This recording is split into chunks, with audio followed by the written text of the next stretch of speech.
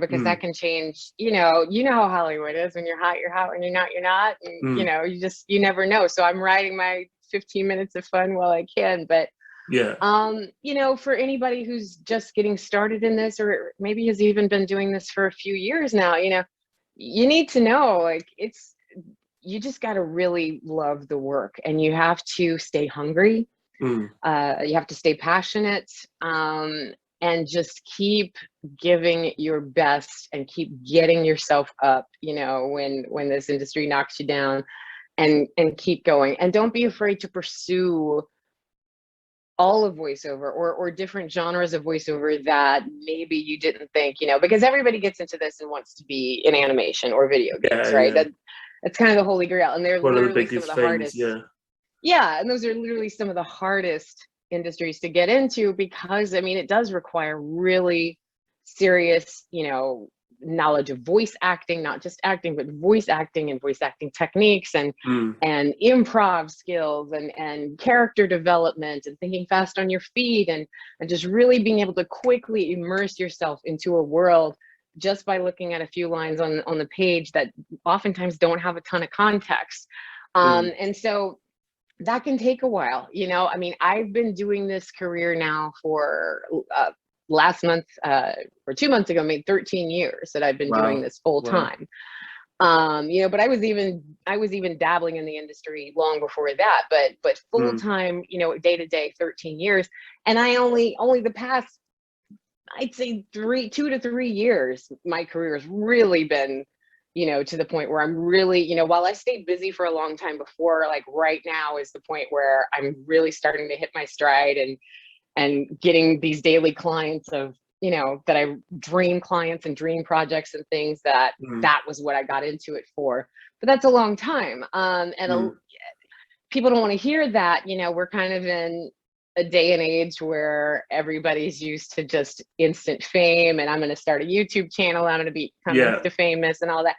But you have to pay your dues. I'm a big believer that you have to pay your dues. You may get lucky, you may get some really great contract from starting a Instagram channel or Yeah, YouTube yeah, channel yeah, or yeah. TikTok or whatever. But can you sustain it? Can Mm, you stay on top of the trends? Can you, and all of those things, they say it requires about 10,000 hours worth of practice before you can become a master at anything, any field.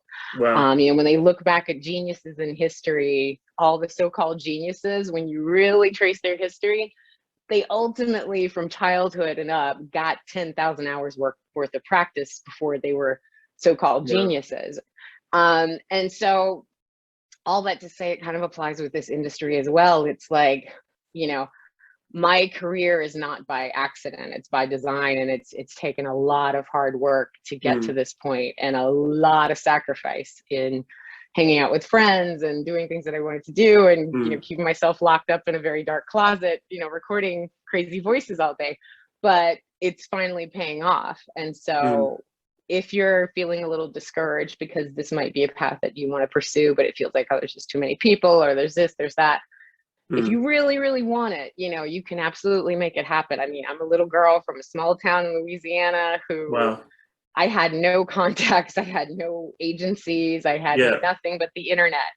And, between me and YouTube, and some bulletin boards, and voiceover groups and books, I slowly inched my way toward getting to where I am now. But Mm, it didn't happen overnight. no. But it was absolutely worth Wow. it. Wow. Did you sort of like come in with a backup plan as well? Did you come into the industry with a backup plan in case things No, went sideways, or was it a chance to be taken? no, no. Yeah, Will Smith said something. He says a lot of really awesome things, but one thing Mm, that he said is, there's no reason to have a plan B, because it just detracts from plan A. So wow. Okay. yeah, Yeah. Yeah. when I initially got into this, um, I don't know, I'm just really type A, and I was like, okay, maybe I should have a degree, because Mm, I was in radio for about 7.5, 8 years before I got into voiceover. And so okay. when I quit radio, before I got into voiceover, I was trying to figure out, what can I do with my voice, because that was the only job I ever liked doing. And so I was like, okay, well, I need to go back to school for broadcasting and yada, yada, and this and that. And someone gave me some great advice. And it was basically, if you took the money that you're going to spend going back to school for 4 years, and you're going to take the time that you would spend, reading a bunch of, subjects like, geology that have absolutely nothing, you're going to have nothing to do with your future career. And you on your own take that time and invest it in pursuing this business, magical things are going to happen. And that's absolutely what I did. And it really, really, really paid off. So yeah, 100%. And even I can see that, obviously. So reading up about you. yeah. So yeah, just if you want to do this, do the work, and the resources are out there. Don't let your budget stop you. Don't let where you live stop you. Don't let who you know or don't know stop you.